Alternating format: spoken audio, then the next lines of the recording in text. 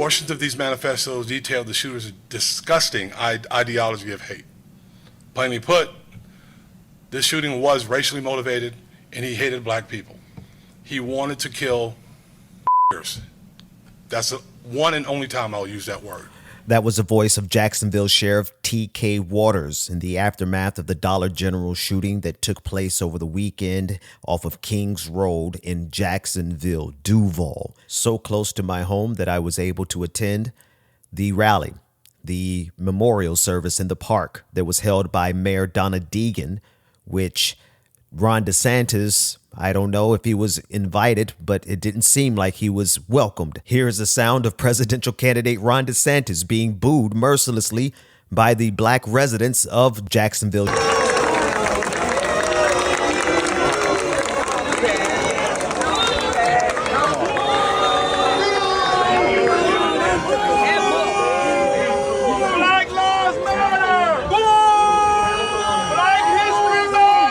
Now, for my part, I can't promise you that I am not one of the voices in the background booing.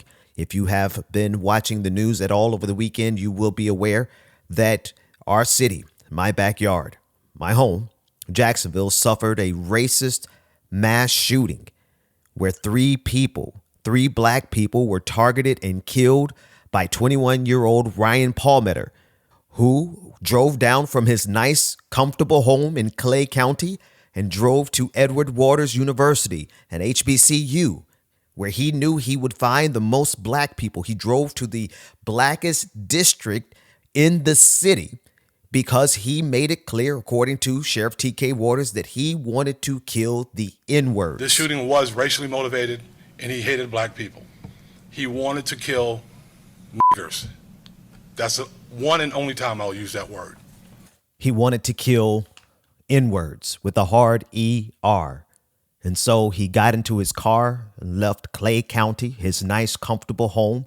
If you were watching local news, you could see that the neighborhood that this kid came from, this man, 21-year-old Ryan Palmeter, this racist terrorist, this right-wing, young, white mass shooter, left his comfortable home in Clay County, Florida, and drove to the blackest district that he could find. And again, he went to Edward Waters University, where my nephew plays football. And here is the audio from the TikTok where two students on campus, they observed the mass shooter putting on his bulletproof vest. And in this video, you won't be able to distinguish it in the audio, but in the video, you can see the campus security coming to chase off the shooter, 21-year-old Ryan Palmeter. Take a listen in. Oh, no, he might do some shit, though. Oh, yeah, he locking that door. He got that bulletproof vest. And BSO is on the way. Yeah, it's suspicious. Yeah, it's crazy. Grab him. Oh, they finna get his ass. I know they finna get his ass. Shout out to those boys on campus, whoever that was, and anyone who reported it, because this could have been so much worse. And this is a tragedy, right? I want to pause because I oftentimes my line of work, I see behind the veil of what's actually happening here.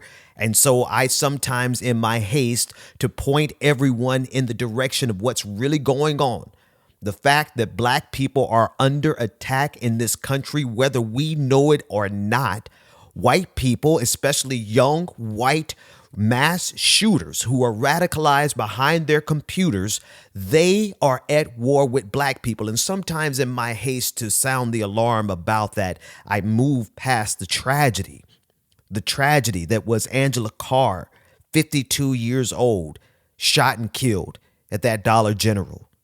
That is someone's loved one. Jerrald De'Shaun Gallion, 29 years old. Anolt, this one really hurts. All of them hurt. But this young man, AJ, Anolt Laguerre Jr., 19, just graduated not too long ago. We saw this same MO, the MO of the shooter in Buffalo, New York at the Tops grocery store. That shooter left the manifesto, left his comfortable home, and drove to the blackest district in Buffalo, New York that he could find, and he targeted and killed black people. Okay, so in my haste and my coverage of what's happening around this country and how it is all interconnected, I sometimes move a little too quickly past the heart-wrenching tragedy that so many families are facing, but particularly right here in Duval, they're facing the loss of their loved ones to a senseless, racist In front of the terrorist store, attack. shooting into a black Kia and murders the first victim, Ms. Angela Carr. The suspect enters a Dollar General store and engages the second victim. I saw a young 19-year-old victim, Anolt Laguerre. At 1:09 and 50 seconds, the first 911 call goes out. At 1:10 and 30 seconds, victim Jerrald Gallion enters the store with his girlfriend. At 1:13 and 5 seconds, one round shot spotter initiates once again. At 1:13 and 10 seconds, the suspect shoots a third victim, Jerrald Gallion. At 1:18, the suspect texts his father and says, "Use a screwdriver to get into my room." The father enters the room and finds a last will and testament of the suspect along with a suicide note on his laptop. Angela Carr, 52 years old, Anolt Laguerre Jr., 19 years old, and Jerrald De'Shaun Gallion, 29 years old, all victims to this racist, entitled, spoiled, most certainly privileged enough to be able to afford and purchase the AR-15 styled weapon and the Glock that he used.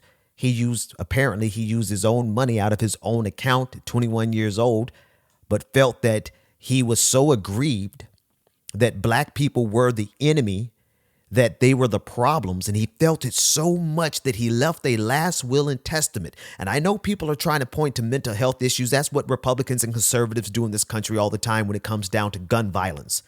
They will only recognize mental health as an issue in this country when they can use it to delay the conversation about the weapons in this country, the gun violence that comes because of how many weapons have flooded our streets. And they most certainly will use it as an opportunity to deflect from the fact that this was a racist-inspired young white man who was radicalized by online media. If the parents in this situation are really lost, and it sounds like they don't know how their son got into this kind of situation, it sounds like they had no idea. Okay, I can tell you exactly where to look. Look at that manifesto. This is what Sheriff T.K. Waters said that I have to disagree with. I want to be very clear that there is absolutely no evidence that the shooter is part of any large group. Oh, no. There is absolutely evidence that this man is connected to a much larger group, and the evidence is the very manifesto that T.K. Waters cites. The fact that there is a radicalization happening of young white men who are aggrieved, who feel like they are the most oppressed people on the face of the planet. And how could they think this when they live in the lap of luxury in this nice, comfortable neighborhood in Clay County?